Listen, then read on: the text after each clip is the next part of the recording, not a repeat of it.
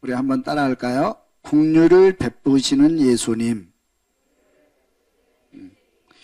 긍휼이라는 말은 두 단어가 합해진 겁니다. 궁, 불쌍히 여기는 마음, 율, 도와주는 마음. 그래서 불쌍히 여겨 도와주는 것을 긍휼이라고 합니다. 예를 들면 좋은 예화가 있는데 우리 이야기 중에 흥부놀부 이야기가 있습니다.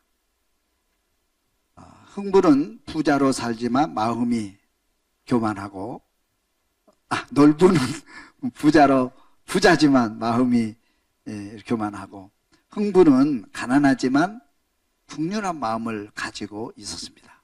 그래서 제비가 다리가 다쳤을 때 그 긍휼한 마음으로 가서 제비 다리를 고쳐주었더니 박씨를 얻어서 부자가 되었다. 이것이 긍휼한 마음이거든요. 성경에도 예수님께서 긍휼을 가지고 오셨어요. 그래서 이 예수님께서 하신 말씀이 긍휼히 여기는 자는 복이 있나니 저희가 긍휼히 여김을 받을 것입니다. 또 긍휼히 여기는 사람을 찾고 계시고, 또 우리 주님도 긍휼히 여기사 그를 도와주러 왔다. 그러면서 예수님께서 이 땅에서 많은 사역 가운데 사람들을 볼 때 긍휼히 여기는 마음, 긍휼히 여기사, 불쌍히 여기사, 그러면서 환자들을 고쳐주고 병자들을 고쳐주고 기적을 행하셨어요. 그리고 우리 예수님은 그 긍휼한 마음으로 우리 인간을 돕기 위하여 십자가에 죽으시고 부활하셔서 우리를 도와주심으로 우리가 하나님의 자녀 된 줄로 믿습니다. 그래서 오늘은 긍휼을 베푸시는, 긍휼히 여기는 예수님의 마음의 사건을 몇 가지 살펴보고 은혜를 나누려고 합니다. 첫째는 따라합시다. 바디메오를 고치시다.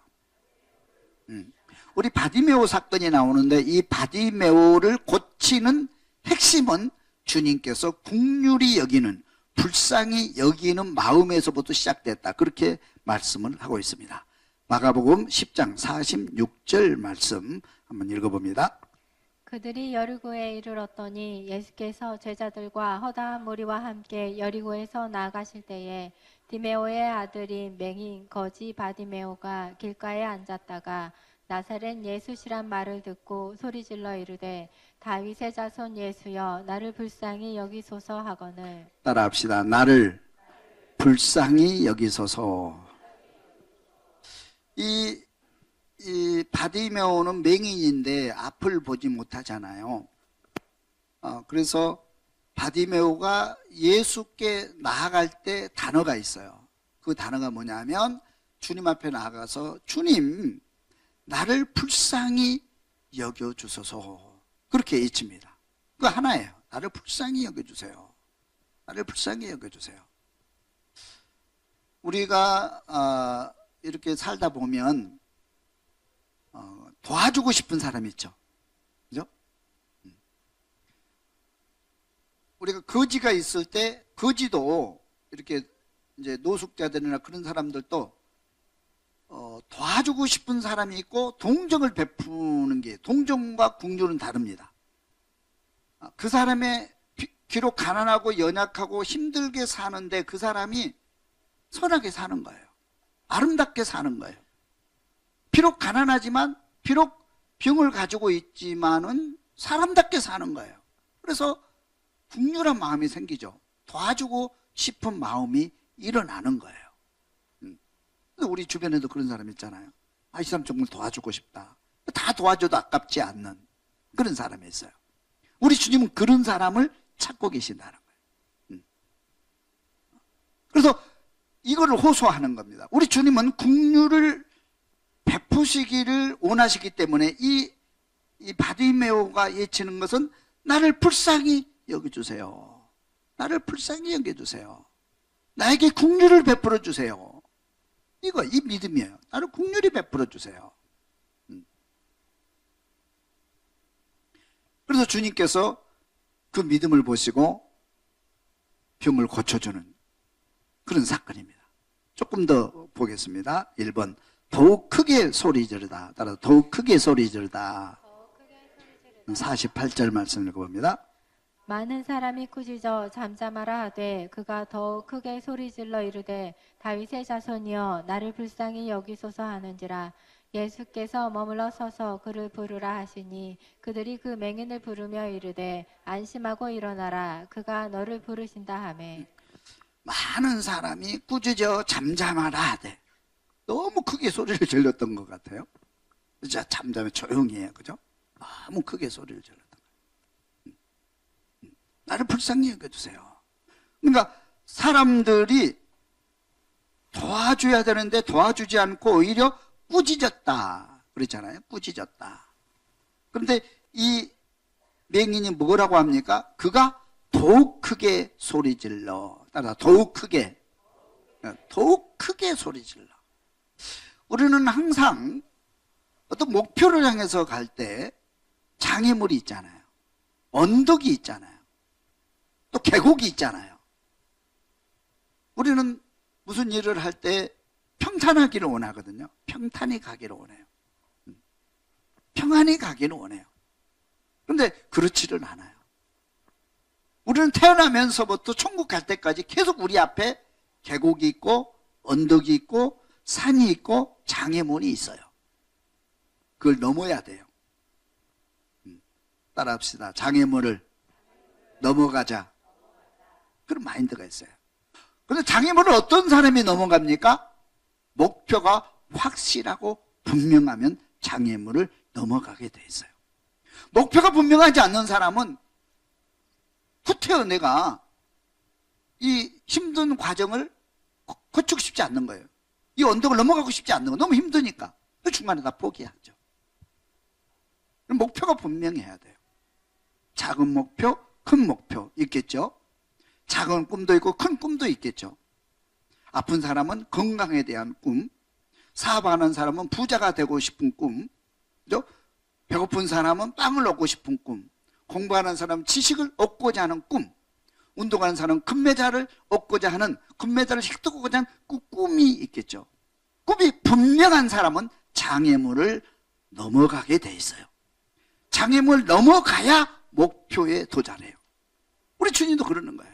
우리 주님 앞에 나갈 때도 믿음 생활하는데 이렇게 가만히 앉았으면 하나님이 복 주시는 거 아니에요. 많은 사람들이 내가 좀 힘든데 나는 맹인인데 오히려 도와줘야 되잖아요. 길 비껴 그러면서 도와줘야 옳은 거잖아요. 그런데 사람들이 그렇지는 않아요. 세상은 그렇지는 않습니다. 세상 사람들은 나가 갈 수 있도록 길을 열어주고 길을 비껴주지 않아요. 내가 헤쳐가야 되는 거예요. 불평하지 말고 원망하지 말고 힘들어하지 말고 앞으로 전진 넘어갈 수 있기를 주님 축원합니다. 그래서 더욱 크게 소리질러. 넘어지지 않습니다. 더욱 크게 소리질러. 단어는 뭐예요? 다윗의 자손 예수여 나를 불쌍히 여기소서. 이 두 가지예요. 다윗의 자손 예수여. 다윗의 자손 예수여. 다윗의 자손 예수. 당신은 하나님의 아들입니다. 당신은 우리가 바라는 그 메시아입니다. 그 고백을 하고 가는 거예요. 당신은 내 병을 고칠 수 있습니다. 내 소원을 들어줄 수 있는 분입니다. 그 고백이 중요해요. 우리는 하나님 앞에 나아갈 때 하나님은 내 문제를 해결해 줄 수 있습니다. 내 병 고칠 수 있습니다. 나를 부자로 만들어 줄 수도 있습니다. 그 고백이 분명히 있어야 가는 거예요. 내가 저 사람을 찾아가는데 힘들어 찾아가는데 저 사람은 내 문제를 해결해 줄 수 있는 분이야. 반드시 내가 저분을 만나야 돼. 그래야 내 문제가 해결돼. 그럼 확신이 있어야 그 사람을 만나러 갈 거 아니에요? 그래야 그 사장님을 만나러 가고 그래야 내가 그 인사를 만나러 갈 거 아닙니까? 그럼 확신이 없이 어떻게 가는 거예요? 필요 없죠. 못 가는 거죠. 그래서 이 바디메오는 뭐냐면 다윗의 자손 예수예요. 그렇게 고백해요. 당신은 우리가 기다리는 메시아가 맞습니다. 당신은 내 병을, 내 눈을 뜨게 할 수 있는 분입니다. 나를 불쌍히 여기소서. 나를 불쌍히 여기소서. 나를 불쌍히 여겨주세요. 나는 당신 앞에 또 당신을 만날 그런 재료가 없습니다. 나는 그런 뭐 큰 일도 하지 않고 큰 믿음도 없고, 그런데 나를 좀 불쌍히 여겨주세요. 그런 거예요. 나를 불쌍히 여겨주세요. 그 소리를 듣고 예수님께서 발걸음을 멈추시죠. 49절에 보면 예수께서 머물러 서서 그를 부르라 하시니 그들이 그 맹인을 부르며 이르되 안심하고 일어나라. 그가 너를 부르신다. 예수님의 발걸음을 멈추게 할 수 있기를 주님의 이름으로 축원합니다. 예수님 발걸음 멈춰 놓으시는 거예요. 와라. 오라고 그러면 어떻게 가요? 달려가야 돼요? 슬금슬금 가야 돼요. 여기 보세요. 이분이 얼마나 그 예수님을 만나고자 하는 그 간절함이 얼마나 큰지를 한번 봅니다. 겉옷을 버리고 뛰어오다. 50절 말씀 읽습니다. 맹인이 겉옷을 내버리고 뛰어 일어나 예수께 나아오거늘. 맹인이 뭘 벗어버리고? 겉옷을 내버리고. 겉옷은 그때 유대인에게는 겉옷은 어떻게 보면 전 재산인 경우도 있어요. 겉옷. 그죠? 이 겉옷은 이불도 되고 옷도 되고 겉옷이 없으면 안 되거든요. 특별히 이 맹인은 가난한 사람이기 때문에 겉옷은 자기에게 가장 소중한 것이고, 그럼 이 겉옷을 왜 벗었는지 모르겠어. 그냥 입고 가도 되잖아요. 그죠? 입고 가도 되잖아요. 입고 가도 되는데 겉옷을 내버려. 이 맹인이 앞을 보지 못하고 겉옷을 입으니 거추장스러웠던 것 같아요. 조금이라도 빨리 가려고. 주님이 부르신다 하니까 조금이라도 빨리 가려고 겉옷을, 그냥 거추장스러운 겉옷을 버린 거예요. 이것이 지금까지는 내게 굉장히 소중한 거잖아요. 내가 굉장히 소중한 거. 내 재산 전부잖아요. 어떻게 보면. 이거는 들고 가야지. 그럼 도망갈 때 어떻게 해요? 도망갈 때. 만약 급해서 이제 도망갈 때 다 버리고 가잖아요. 짊어지고 가면은 거추장스러우니까. 다 버리고 가잖아요. 생각나는데 예전에 우리 성지순례를 갔는데 이스라엘에서 비행장에서 비상이 걸린 거예요. 그거는 종종 비상이 걸려요. 공항에서. 왜냐하면 가방을 조사하다가 그 가방 안에 폭발물이 들어질 수도 있거든요. 그래서 주인이 없는 가방이 있으면 바로 비상이 걸려요. 가방은 있는데 주인이 없어. 그럼 바로 비상 걸고 그걸 조사를 하는 거예요. 갑자기 비상 사인이 막 울리는 거예요. 그럼 막 안내원들이 빨리 밖으로 나가라고 막 안내를 하는 거예요. 막 뛰었죠. 거기서 제일 중요한 게 두 가지예요. 여권 제일 중요해요. 왜 안내원이 그러더라고.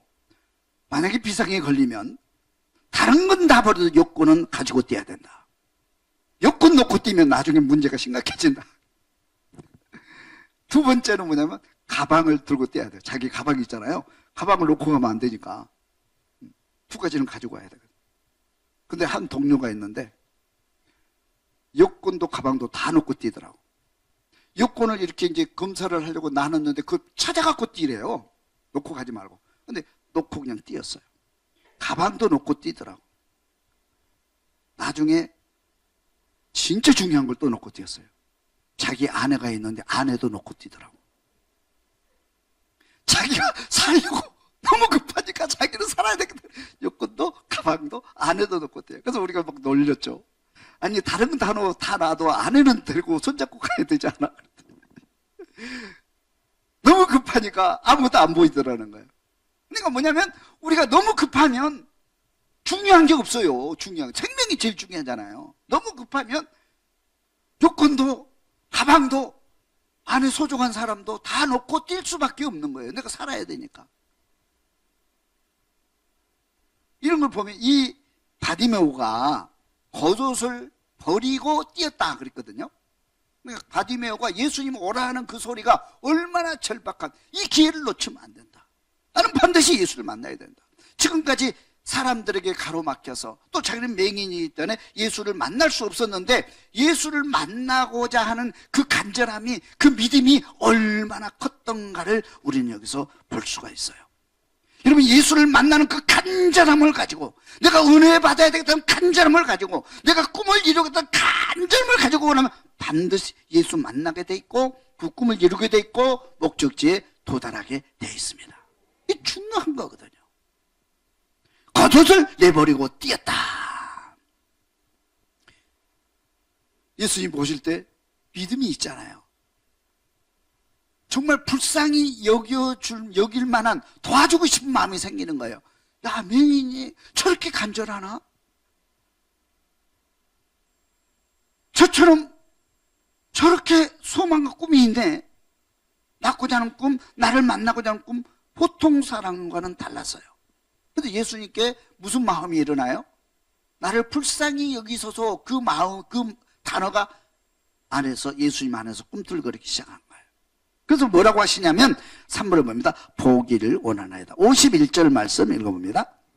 예수께서 말씀하여 이르시되 내게 무엇을 하여 주기를 원하느냐. 맹인이 이르되 선생님이여 보기를 원하나이다. 예수께서 이르시되 가라, 내 믿음이 너를 구원하였느니라 하시니 그가 곧 보게 되어 예수를 길에서 따르니라. 아멘. 예수께서 말씀하여 이르시되 내가 무엇을 해주니, 너 뭐 이렇게 간절해? 네가 원하는 게 뭐야? 바로 묻잖아요. 왜? 도와주고 싶은 마음이 생긴 거예요. 이 대단히 중요한 거예요. 그래서 국률이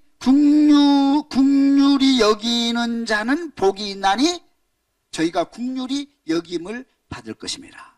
우리가 국률이 여기는 마음을 가지고 있으면 주님도 우리를 국률이 여기는 거거든요. 주님이 우리를 도와주면 되잖아요. 그러니까 우리는 살아갈 때 뭐냐면 우리는 혼자 사는 게 아니잖아요. 모든 사람들에게 국률이 여기는 마음을 가져야 되고, 그죠? 내가 국률이 여기는 마음, 내가 누구를 도와주고 싶은 마음, 아추좀 도와주고 싶다. 그런 마음을 가지고 도와주는 사람이 돼야 되고요. 또 국률이 여겨 주시옵소서, 그런 이 맹인과 같은 그런 삶을 살아야 돼요. 다른 사람이 나를 국률이 여기는 마음을 갖고 살아야 돼요. 두 가지가 더 중요한 겁니다. 그렇잖아요. 그래서 예수님께서 그 맹인을 보고 막 뛰어오고 달려오는 그 맹인을 보고 도와주고 싶은 마음이 바로 생긴 거예요. 도와주면 바로 생긴 거예요. 우리 나인성 가부 얘기하는, 나인성 가부 이 아들이 있었는데 이 아들이 죽고 장사 지내고 있어요. 동네 사람들이 이 아들이 죽었으니까 얼마나 슬피겠어요. 예수님께서 길을 가다가 무슨 일이냐 그러니까 저 가부가 있는데 정말로 도와주고 싶었고 정말 선하게 사는, 믿음으로 사는 저 가부가 있는데 이 아들이 죽었다. 온 동네 사람이 눈물로 그렇게 했어요. 그 장면을 보고 그 장례식을 보면서 예수님께서 도와주고 싶은 마음 그냥 생긴 거예요. 그래서 죽은 자를 살려준 거 아닙니까, 여러분? 할렐루야. 긍휼히 여기는 마음을 가질 수 있기를 바라고, 또 예수님께 긍휼히 여기는 마음을 보여드릴 수 있기를 주님의 요청을 합니다. 그래, 예수님께서 도와주고 싶어서 그래, 내가 널 뭘 해주긴 원하냐. 즉시 그 질문이 떨어지자마자 자기 소원을 얘기합니다. 뭐라고 합니까? 맹인이 이르되 선생님이여 보기를 원하나이다. 보기를 원하나이다. 바로 나오잖아요. 뭐를 해주기를 원하는가? 보기를 원하나이다. 한번 물어볼까요? 여러분 부자 되기를 원하십니까? 잘 들어보세요. 내가 부자가 될 사람인지 안 될 사람인지 한번 자기 점검을 해보세요. 옆에 분과 인사해 보세요. 부자 되기 원하세요? 내가 당신에게 얼마를 드릴까요?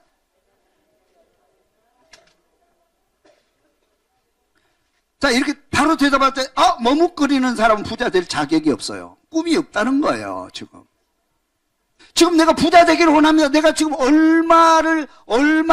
내가 부자 되기를 내가 사업하는데 얼마가 필요한지, 내가 지금 1억을 모아야 되겠다. 1억을 목표를 놓고 막 준비하면서 돈을 아끼면서 저축하면서 이렇게 간 사람이 너가 얼마나 필요한? 나 1억 모으기를 원합니다. 1억 주세요. 딱 나와야 돼. 바로 나와야 돼요. 바로 나와야 돼요. 그럼 얼마 두개 그러지? 한 10억 얘기할까? 한 100억 얘기할까? 너무 적나? 예수님께서 주신다고 그러는데 얼마 달라고 그러지? 그 망설이면 그 꿈이 분명하지 않는 거예요. 그렇죠? 부자 되는 사람들의 그 간증을 들어보면요, 그 사람들은 목표가 분명해요. 금년에 1,000만 원, 5년 안에 1억, 10억 내가 모으겠다. 그 목표를 두고 사업을 하고 돈을 아끼고 전략하고 저축하고 그 목표를 향해서 차근차근 가는 사람이 부자가 되는 거예요. 그냥 막연하게 부자 되게 주세요. 누구나 다 막연하게 부자 되고 싶지요. 그렇잖아요. 내가 행복하기를 원합니까? 내가 행복하기를 원합니다. 다 행복하기를 원하죠. 그러면 어떻게 도와줄까? 그러면 분명히 딱 그 말이 나와야 돼요. 어떻게 하면 행복할까? 내가 지금 이렇게 힘든 과정에 이 문제 해결해 주세요. 그러면 나 행복이 풀려질 것 같습니다. 나 소파 하나만 있으면 행복할 것 같아요. 우리 집에 안마 의자 하나 있으면 나 행복할 것 같아요. 딱 나와야 돼, 그게 하나가. 목표와 꿈이 분명해야 된다는 거예요. 중요합니다. 우리가 기도 제목을 쓰잖아요. 하나님 앞에 기도 제목. 그럼 여러분들이 쓰는 기도 제목이 한 가지라도 매일같이 한 가지 써도 상관없어요. 매일같이 똑같은 거 써도 상관없어요. 다를 필요가 없잖아요. 우리 꿈이 뭐 매일같이 시간마다 바뀌는 건 아니잖아요. 적어도 하루, 한 달, 1년 단위로 우리 꿈이 바뀌는 거지, 예? 수정되고 바뀌는 거지, 그 꿈이 계속 바뀌는 거 아니잖아요. 그럼 계속 쓰세요, 그 기도 제목. 중요한 거는 간절함이 있느냐 없느냐, 정말 그걸 받고자 하는 목표가 분명하냐 분명하지 않느냐, 이게 중요한 거예요. 구체적으로. 그래서 주님께서 내가 너에게 뭘 하는지, 주님께서 이 명을 도와주고 싶은 마음이 바로 생긴 거예요. 내가 너 뭐 해주기를 원해? 그러니까 바로 대답하잖아요. 보기를 원합니다. 나는 다른 거 필요 없어요. 보기를 원합니다. 고쳐주세요. 내 믿음대로 할지어다. 바로 열립니다. 할렐루야. 이것이 축복을 여는 비결이에요. 우리는 간단한 비결을 성경에서 계속 얘기하고 있지만 우리는 그것을 실천하지 않아요. 실천하지 않아요.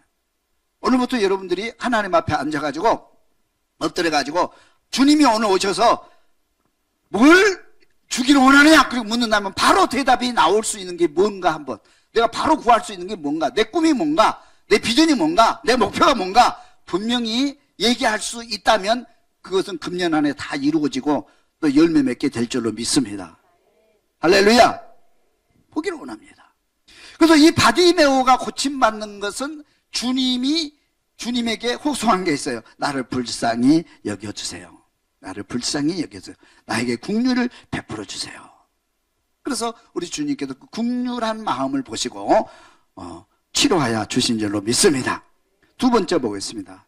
따라합시다. 나병 환자를 고치시다. 마가복음 1장 40절 말씀 읽어봅니다. 한 나병 환자가 예수께 와서 꿇어 엎드려 간구하여 이르되 원하시면 저를 깨끗하게 하실 수 있나이다. 예수께서 불쌍히 여기사 손을 내밀어 그에게 대시며 이르시되 내가 원하노니 깨끗함을 받으라 하시니 곧 나병이 그 사람에게서 떠나가고 깨끗하여진지라. 아멘. 이 나병 환자는 옛날이나 지금이나 고칠 수 없는 불치병이잖아요. 그렇죠? 이 나병 환자가 주님 앞에 나와서 뭐라고 하냐면 원하시면 저를 깨끗게 하실 수 있습니다. 원하시면 저를 깨끗하게 하실 수 있나이다. 이건 두 가지 믿음이 그 속에 들어가 있어요. 원하시면 당신은 모든 병을 고칠 수 있는 분, 하나님의 아들임을 내가 믿습니다. 그래도 자기 병을 고쳐달라고 요구하는 거 아니에요? 그렇죠? 요구하는 거예요. 그리고 두 번째는 나를 불쌍히 여겨주세요. 당신이 나를 불쌍히 여기신다면 나는 고침받을 수 있습니다. 그러는 거예요. 나를 불쌍히 여겨주세요. 그런 믿음이 속에 들어가 있는 거예요. 당신이 원하시면 나를 깨끗이 하실 수 있습니다. 나를 불쌍히 여겨주세요. 나는 할 수 있는 건 아무것도 없습니다. 내가 할 수 있는 건 아무것도 없어요. 주님 앞에 보일 수 있는 건 아무것도 없어요. 백부장처럼 뭐 성전을 지어줄 수 있는 것도 아니고 뭐 장로들과 친한 것도 아니고 내가 교회에서 열심히 봉사한 것도 아니고 보일 만한 건 아무것도 없잖아요. 무능병인데 주님을 위해서 무슨 일을 뭘 했겠어요. 보일 수 있는 거 선한 행위 아무것도 없어요. 나를 불쌍히 여겨주세요. 나를 불쌍히 여겨주세요. 그래서 주님께서 그 나병 환자를 보시고 뭐라고 말씀하십니까? 예수께서 불쌍히 여기사. 따뜻 예수께서 불쌍히 여기사. 예수님께서 그 딱 나병 환자를 보는 얼굴을 보는 순간에 도와주고 싶은 마음이 생기는 거예요. 도와주고 싶은 마음이 생기는 거예요. 도와주고 싶은 마음. 그죠? 이게 참 중요한 단어 같아요. 불쌍히 여기는 마음, 긍휼히 여기는 마음. 내가 사람을 늘 만날 때마다 도와주고 싶은 사람, 도와주고 싶은 마음이 생겨야 돼요. 가정에서도 아들에게 주고 싶은 마음이 생기고, 부인을 도와주고 싶은 마음이 생기고, 교회 와서도 이 집사님 도와주고 싶은 마음이 생기고, 중요한 거예요. 그게 사랑이에요. 이게 예수님 마음이란 말이에요. 또 원하시면 저를 깨끗게 하실 수 있나이다. 예수께서 불쌍히 여기사 손을 내밀어 대시고 내가 원하노니 깨끗함을 받으라. 바로 말씀이 선포될 때 바로 기적이 일어나는 거예요. 하나님의 말씀이 떨어지면 바로 기적이 일어나요. 사인이잖아요. 딱 결제만 하면 바로 일어나요. 회사에서 사장이 결제만 하면 바로 지출이 되는 것처럼 우리 주님께서 내 믿음대로 될지어다. 딱 사인만 하시면, 결제만 하시면 우리 삶 속에 기적이 일어나게 될 줄로 믿습니다. 그래서 나병 환자 고침받은 거예요. 선한 행위를 해서 큰 믿음이 있어서 고침받은 거 아니에요. 나를 불쌍히 여겨주세요. 세 번째 보겠습니다. 오병이의 기적을 행하시다. 따라서 오병이의 기적을 행하시다. 마태복음 14장 13절 말씀 읽어봅니다. 예수께서 들으시고 배를 타고 떠나사 따로 빈 들에 가시니 무리가 듣고 여러 고을로부터 걸어서 따라간지라. 예수께서 나오사 큰 무리를 보시고 불쌍히 여기사 그 중에 있는 병자를 고쳐주시니라. 아멘. 자 보세요. 그래서 오병이의 기적을 행하신 이유가 있어요. 이유가 이거 보면 예수님께서 배를 떠나사 따로 빈들에 가셨다 그래요. 이제 들에 나가신 거예요. 산속으로 빈들에 나가시니 무리가 듣고 각 고을로부터 걸어서 따라간지라. 먼 빈들로 갔는데 그들 다 따라온 거예요. 자기를 따라온 거예요. 그래서 그를 따라오니까 이들에게 뭔가를 주고 싶은 마음이 생긴 거예요. 백성들에게. 그 마음이 여기 보면 큰 무리를 보시고 불쌍히 여기사. 불쌍히 여기사. 자기를 다 막 그 먼 길까지 막 따라오는 걸 보면서 그 열정을 보면서 불쌍히 여기는 마음이 생기는 거예요. 주님 앞에. 할렐루야. 불쌍히 여기는 마음. 그 마음이 생기는 거예요. 그래서 세 가지 사역을 합니다. 예수님 여기서. 하나는 병을 고쳐요. 불쌍히 이런 마음에서도 막 몸이 불편한데도 따라와. 그래서 다 고쳐준 거예요. 할렐루야. 그래서 뒤에는 그 중에 있는 병자를 고쳐주니라. 병자를 고쳤어요. 두 번째는 말씀을 선포한 거예요. 그 많은 무리들이 그 말씀을 따를 때 말씀을 선포해서 말씀을 가르쳐 주신 거예요. 말씀의 양식을 받을 수 있길 바랍니다. 세 번째는 그들이 이제 배고파서 막 어쩔 부르는 거예요. 그래서 불쌍히 여기는 마음이 생겨서 오병의 기적을 베푸셔서 그들이 배를 채워주신 거예요. 식사를 제공해 주신 거예요. 그 오병의 기적 속에는 뭐가 들어갔다가 예수님의 불쌍히 여기는 마음, 긍휼히 여기는 마음이 그 기적을 행하게 한 거예요. 큰 무리를 보시고 불쌍히 여기사 너희가 먹을 것을 주어라. 그래서 너희가 먹을 것을 줘. 왕자. 너희가 먹을 것을. 15절 한번 읽어봅니다. 저녁이 되매 제자들이 나와 이르되 이곳은 빈들이요 때도 이미 저물었으니 무리를 보내어 마을에 들어가 먹을 것을 사 먹게 하소서. 예수께서 이르시되 갈 것 없다. 너희가 먹을 것을 주라. 다 흩어져서. 보세요. 보통 일반적이라고 그러면 다 밥 먹고 내일 모이자 뭐 이렇게 하는 건 일반적이잖아요. 근데 주님은 이들에게 열정과 그들이 바라는 그 믿음을 보시고 불쌍히 여기는 마음이 생긴 거예요. 뭔가 막 주고 싶은 마음이 생기는 거예요. 주님께도 막 주고 싶은 마음이 생기는 거예요. 그러니까 제자들이 지금 배고파서 그러는데 밥 먹고 내일 모이도록 하시죠. 명령 좀 해주세요. 이게 옳은 얘기잖아요. 일반적인 상식이잖아요. 근데 주님은 그걸 알아듣지만은 뭐냐면 이들을 도와주고 싶은 마음이 생기는 거예요. 그래서 그것도 기적이 나타나. 할렐루야. 갈 것 없다. 너희들이 먹을 것을 주어라. 그러니까 뭐라고 대답하죠? 물고기 2마리밖에 없습니다. 17절 말씀. 제자들이 이르되 여기 우리에게 있는 것은 떡 5개와 물고기 2마리 뿐이니이다. 현실적으로 불가능하다 이런 얘기죠. 현실적으로 불가능하다. 그러니까 사랑의 힘과 현실은 달라요. 믿음과 또 현실은 달라요. 우리는 현실 속에 살고 있어요. 현실이 중요해요, 안 중요해요? 중요합니다. 현실을 바로 볼 수 있는 눈이 있어야 되고 또 정확하게 파악하는 계산이 돼야 돼요.